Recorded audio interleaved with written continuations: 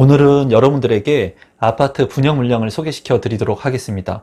시세보다 저렴하게 가격이 책정되었고 수도권에 거주하고 계신 분들도 청약 신청을 할 수 있는 분양 물량입니다. 서울과 바로 인접하고 있기 때문에 아마 많은 분들이 관심을 갖고 계실 것 같은데요. 고양시에서 분양을 하는 아파트 분양 물량 소개를 지금부터 시작하도록 하겠습니다. 임성배 TV 보동과 텐데큰 오늘은 정말 이 가격에 고양지축 비원블럭 안단테라고 하는 주제로 제가 영상을 제작해 보도록 하겠습니다. 이 분양 물량에 대해서 다루어 달라는 구독자분들이 좀 많으셨고 그만큼 이 아파트 같은 경우에는 정말 이 가격에 분양 가격이 맞나 할 정도로 시세 대비 준에서는 저렴한 아파트 분양 가격이라고 생각이 듭니다. 다만 공공 분양이기 때문에 청약통장에 납입 금액이 많으신 분들한테 당첨 확률이 있는 그런 분양 물량이고 수도권에 거주하고 계신 분들도 모두 청약이 가능하니까 그 부분은 참고하시면 되겠습니다. 이 분양 물량의 사업 개요를 우선 보면은 고양시 지축동 일원에 있는 공공주택 지구 내의 비원블럭입니다. 세대수가 612세대이기 때문에 세대수가 조금 작다는 단점은 있습니다. 건축 규모 같은 경우에 6개 동으로 구성이 되고요. 그리고 주택형 같은 경우에는 59제곱미터 그리고 84제곱미터로 이루어져 있습니다. 이 공공분양 같은 경우에는 여러분들도 잘 아시다시피 저축 총액이 많으신 분이 당첨자로 선정이 되고요. 이 공공분양 같은 경우에는 이제 60제곱미터를 초과하게 되는 84제곱미터에는 이제 자산이나 소득의 기준이 적용이 되진 않지만 60제곱미터 그 아래에는 이제 자산이나 그런 소득에 대한 부분이 적용이 됩니다. 그래서 이런 부분들을 여러분들께서 좀 잘 확인하실 필요가 있겠고, 이제 공공분양이기 때문에 85%의 특별공급 물량이 있고 일반 공급의 물량이 작다는 점이 있어요. 그래서 이 분양 물량에 당첨이 될 수 있는 분들은 저축 총액이 많으신 분도 당첨이 되겠지만 특별공급을 활용해서 청약 신청을 하시는 분들한테는 더할 나위 없이 좋은 분양 물량이라고 생각이 듭니다. 이 영상을 보시는 분들이 이제 특별공급의 조건이 되시는지 다시금 한번 체크를 꼭 한번 해보시면 좋겠습니다. 입주 예정일이 2024년 4월의 예정입니다. 그래서 지금 현재 중도금 대출이나 잔금 대출에 대한 이슈가 많아요. 그래서 지금 현재는 현 정권에서는 이런 규제로 인해서 대출의 축소 그리고 한도의 축소 이런 것들이 지속적으로 이루어지고 있습니다. 그래서 최근에 9월 29일에도 국민은행의 대출에 대한 규제 축소에 대한 발표가 있었고 추가적으로 다른 은행들도 이제 대출에 대한 부분들을 규제할 가능성이 있습니다. 그래서 그런 부분들이 조금 단점적인 부분이고 리스크적인 부분으로 지금 현 부동산의 청약 시장에 단점으로 보여지고 있습니다. 그런 부분들은 뭐 누가 해결해 줄 수 있는 부분은 아닌데 다만 제가 보는 관점에서 본다면 중도금이나 대출 같은 경우에 지금 공공분양이거든요. 이런 분양 같은 경우에는 물론 공공분양 같은 경우에는 대출이 이제 안 될 거다, 확신할 수 없다 이런 문구들을 달고는 있지만 정부에서 좀 지원을 해줘야 된다는 게 제 개인적인 생각이지만 여러분들께서 자금 계획을 좀 보수적으로 잡으실 필요가 있다고 보여져요. 이 물량 같은 경우에는 다행히 그래도 계약금이 10%이고 그리고 중도금 대출이 30% 그리고 잔금이 이제 60%에 달하기 때문에 중도금 대출의 비율이 조금 작습니다.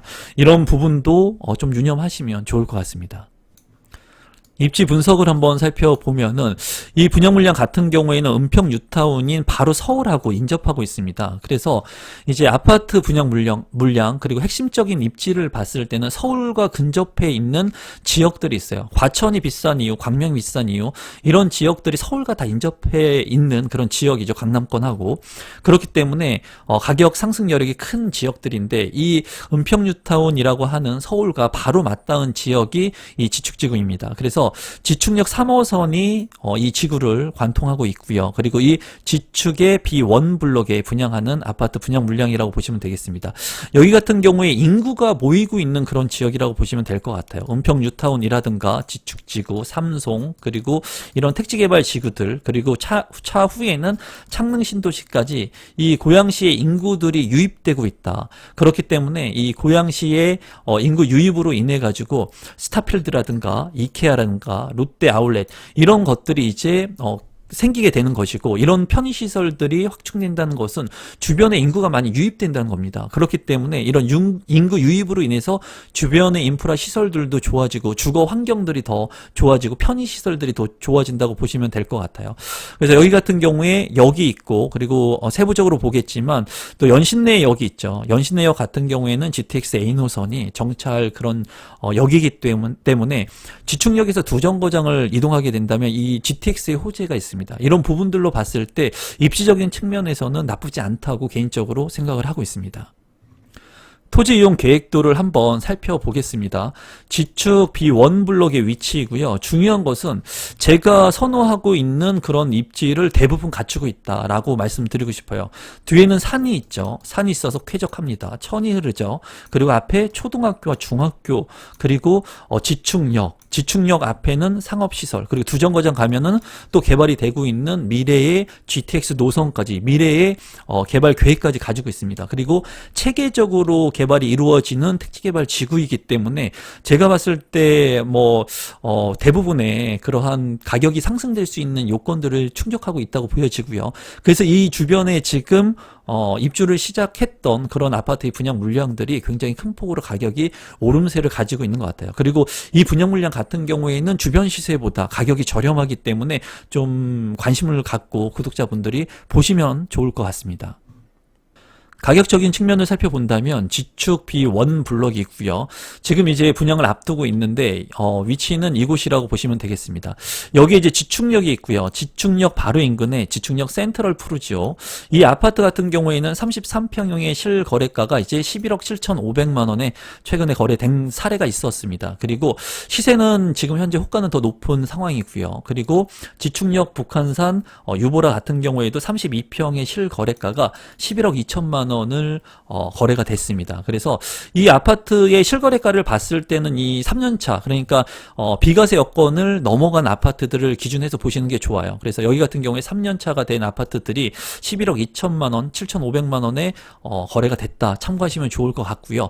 바로 옆에 있는 지축역 중흥 S클래스가 있는데 이 중흥 S클래스 같은 경우에 이제 9억 3천만 원에 거래가 됐습니다. 하지만은 비과세에 대한 2년차 여건이기 때문에 이 가격이 정상적으로 거래된 가격인지는 알 수 없습니다. 다만 이 고양 지축에서 분양하는 아파트의 가격대가 6억대인 것을 감안한다면 지금 현재 바로 인근에 있는 거래사례 비교법을 평가했을 때 9억 3천만 원의 실거래가 됐기 때문에 시세보다 저렴한 것은 확실합니다. 다만 이 지축 B1 같은 경우에는 공공분양이고 안단테라고 하는 브랜드를 달고 있기 때문에 이런 민간 건설사의 브랜드보다는 브랜드 파워가 좀 딸린다는 그런 단점은 있어요. 하지만 중요한 거는 브랜드도 중요하지만 중요한 건 입지입니다. 이 지축역 중흥 S클래스와 견주어 봤을 때 이 초등학교, 중학교와 바로 인근하고 있기 때문에 이제 제가 본다면은 제 자녀들이 있기 때문에 저는 이렇게 초등학교가 인근에 있는 아파트들을 선호하고요. 저도 그런 지역에 살고 있고, 그리고 주변의 자연환경이 쾌적하기 때문에 이 아파트의 가치는 나쁘지 않다. 그리고 지금 현재 분양 가격 자체도 그렇게 많이 비싸게 책정되지 않았다고 보여집니다. 조감도 같은 경우에는 산을 뒤에 끼고 있습니다. 그리고 쾌적한 자연환경 플러스 주변에 역이 있고요. 지축역, 그리고 초등학교, 중학교, 그리고 추후에 GTX에 대한 호재, 이런 것들이 있기 때문에 가격의 방어는 잘 될 것으로 개인적으로 생각을 합니다. 단지 배치도 같은 경우에는 우수한 단지 배치도라고는 볼 수는 없을 것 같습니다. 이제 남동향과 남서향으로 이제 이루어진 모습으로 보여지고요. 주변에 이제 아파트 단지들과 같이 연계해가지고 쾌적한 주거 환경이 될 수 있는 그런 아파트 단지가 될 것으로 보여집니다. 5구 A타입 같은 경우에는 288세대로 구성이 되어 있습니다. 4베이로 구성이 된 것으로 보이고요. 드레스룸의 공간이라든가 안방, 그리고 작은 방 2개로 구성이 되어 있습니다. 현관으로 진입을 했을 때 현관에 팬트리 공간, 창고 공간이 있는 것 같고요. 그리고 주방에도 팬트리 공간이 크게 되어 있습니다. 이 구조 같은 경우에는 나쁘지 않게 잘 빠진 구조라고 보여집니다. 알파룸 공간이 있으면 더 좋겠지만 대신에 팬트리 공간이 있기 때문에 그래도 구조 자체, 평면 구성은 좋다고 보여지네요. 5구 B타입 같은 경우에는 98세대이고요. 이 타입 같은 경우에는 이제 투베이로 구성이 됐기 때문에 앞서 본 A타입보다는 평면 구성이 좀 나쁜 것으로 보여집니다. 그리고 여기 보면은 주방의 공간이 굉장히 협소하죠. 그리고 환풍에 대한 부분이 이 마토풍이 안 되기 때문에 거실의 환기성이 좀 우수하지 못하다는 게 단점이라고 보여집니다. 안방하고 작은 방 두 개로 구성이 되어 있고요. 여기에도 이제 현관에 진입했을 때 작은 창고 공간, 팬트리 공간이 있고요. 주방에도 이제 주방 팬트리 공간이 있기 때문에 이 팬트리 공간이 굉장히 중요합니다. 이제 생활을 하다 보면은 이제 짐을 적재할 수 있는 공간들이 필요하거든요. 그런데 이런 팬트리 공간이 없을 때는 이런 짐들이 이제 방으로 들어올 수밖에 없기 때문에 이런 공간이 굉장히 중요한데 5구 타입인데도 불구하고 이런 공간이 있다는 것은 구성이 잘 이루어진 것 같습니다. 이제 84A 타입도 한번 살펴보겠습니다. 168세대이고요. 이제 구성 같은 경우에 여기 공간감이 많이 있다는 것은 장점으로 보여지고요. 안방과 작은 방 두 개, 그리고 여기 같은 경우에도 주방에도 팬트리 공간이 이렇게 있습니다. 그리고 현관에도 팬트리 공간이 있기 때문에 안단테 같은 경우에는 예전의 공공아파트에 비해서는 그래도 평면 구성이 우수하게 잘 만들어지고 있는 것 같아요. 제가 봤을 때 여타 다른 민영 건설사들과 견주어 봐도 그렇게 많이 차이 나는 그런 평면 구성의 차이를 느끼지 못하는 것 같거든요. 이 84A 타입 같은 경우에도 나쁘지 않은 평면으로 구성이 된 것 같습니다. 84B 타입 같은 경우에 58세대로 구성이 되어 있고요. 앞서 본 타입과 비교했을 때는 조금 어지러워 보이는 평면 구성으로 보여집니다. 제가 봤을 때 현관으로 진입했을 때 여유 공간이 있고요. 주방에 팬트리 공간, 그리고 안방과 작은 방 두 개, 그리고 여유 공간이 별도로 있는 것 같습니다. 그리고 안방 같은 경우에도 또 추가적인 공간이 있기 때문에 공간의 활용 구성을 잘 하려고 했다는 그런 생각이 들고요. 그리고 거실 같은 경우에 전면창이 다 있고 주방의 공간은 이제 투베이기 때문에 좀 협소하다는 단점이 있는 것 같습니다. 84B 타입인데도 불구하고 이 정도의 평면 구성이면은 그래도 나쁘지 않게 잘 구성이 된 것으로 보여집니다. 신청 자격 및 선정 방법을 보시면 1순위의 자격 요건을 갖추셔야 되고요. 그리고 3년 이상 무주택 세대 구성원으로 저축 총액이 많은 분이 당첨자로 선정이 됩니다. 그리고 이 물량 같은 경우에는 이제 30%는 고양시 1년 거주자, 그리고 20%는 경기도 6개월 이상 거주자, 그리고 50%는 이제 수도권에 거주하고 계신 분들이 당첨자로 선정될 수 있는 우선권을 배부를 하고 있습니다. 즉 중요한 것은 해당 지역에 거주를 하고 있지 않더라도 당첨자로 될 수 있는 그런 가능성이 있다는 거예요. 그래서 이 해당 조건이 되시는 분들이라면 청약 신청을 하시는 것을 고려해 보시면 좋을 것 같습니다. 이제 소득 기준을 보게 된다면 전용 면적 60제곱미터 이하는 소득 기준을 보게 되어 있습니다. 그래서 몇 인 가구를 구성하느냐에 따라서 이 금액이 다 틀려지게 돼 있거든요. 이런 부분들은 여러분들께서 모집 공고를 확인하셔가지고 이제 내가 몇 인 가구를 구성하고 있는지, 그리고 소득 여건이 맞는지를 체크하시면 좋을 것 같고, 이제 여기에 금융권의 중도금 집단 대출 규제로 인해서 중도금 대출이 현재 불투명한 상황이며 이제 집단 대출이 불가할 수도 있다라는 문구를 넣어주고 있어요.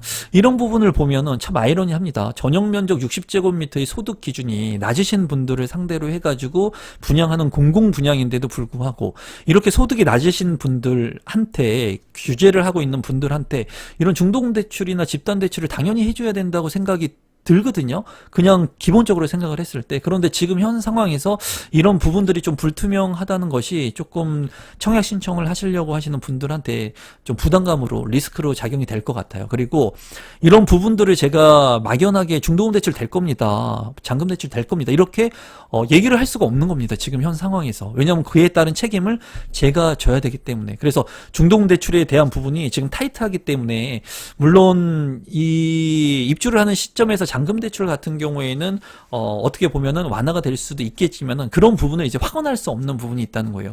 그래서 자금계획 같은 경우에는 보수적으로 접근하라고 밖에 말씀을 드릴 수가 없을 것 같아요. 그래서 이런 부분들 여러분들이 잘 참고하시면 좋을 것 같고요. 여기 보면은 신청 자격이 특별 공급에 따라서 틀려지게 됩니다. 그래서 이 부분을 좀 여러분들께서 참고하시면 좋을 것 같아요. 그래서 특별 공급에 해당되시는 분이 확률이 더 높은 그런 공공분양 물량이라고 체크를 하시면 좋을 것 같고, 생애 최초 같은 경우에는 이제 추첨제를 통해서 당첨이 되기 때문에 정말 생애 최초 이런 특별 공급을 활용할 수 있는 분들이라면 이런 청약의 기회들을 반드시 살리셔야 됩니다. 여러분, 기회를 좀 살리셔서 여러분들께서 잘 청약 전략을 짜가지고 청약 신청하시면 좋을 것 같습니다.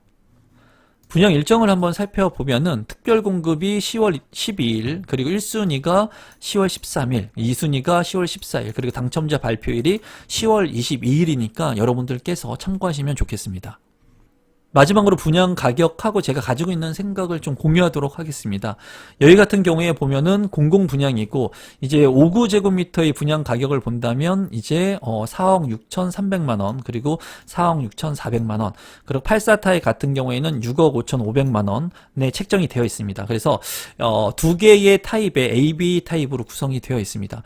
이 분양 물량 같은 경우에는 지금 현재 84타입 같은 경우에 아까 시세를 준해서 본다면 실거래가가 11억 원 정도에 이제 거래가 됐고, 호가는 훨씬 높습니다, 여러분. 지금 현재 어쨌거나 객관적으로 주관적으로 만약에 본다면 이 가격 자체는 비쌉니다. 많이 비싸졌어요. 지축지구도 많이 비싸지고, 이 지축지구가 처음 분양할 때도 제가 현장을 가보고 다 해봤지만 지금 현재는 분양 가격이 많이 상대적으로 올라간 상황이고, 전체적으로 아파트의 가격들이 올라갔고 신축 아파트의 희소 가치가 올라갔죠.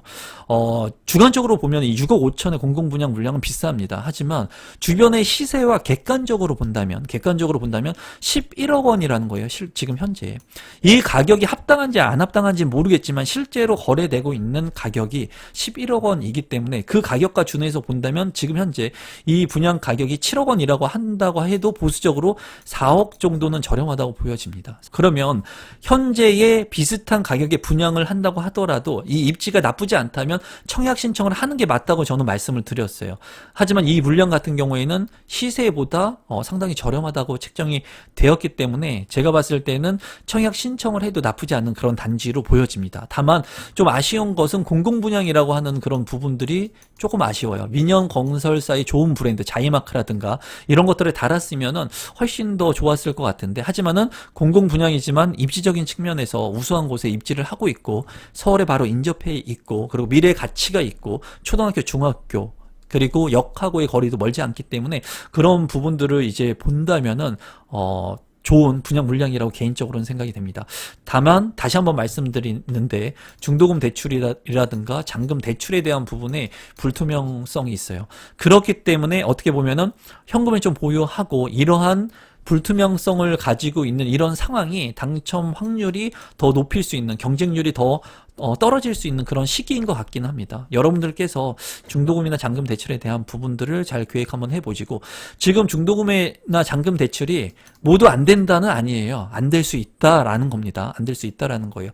그리고 국민은행 같은 경우에서도 일부 가능한 그 비용들이 있지만은 이제 9월 29일 이후에는 이런 축소에 대한 부분을 발표한 것이지, 다른 은행권 같은 경우에는 되는 은행들도 있습니다, 여러분. 그렇기 때문에 그런 부분들을 된다 안 된다 제가 확언할 수는 없고, 다시 한번 말씀드리지만 여러분들께서 이 부분들은 해결해야 될 부분인 것 같아요. 그리고 앞으로 이런 부분들에 있어서 무주택자분들한테는 이런 공공분양 같은 경우에는 중도금 대출, 당금 대출을 해줘야 되지 않겠습니까? 이렇게 집값이 많이 오른 게 우리 잘못입니까, 여러분?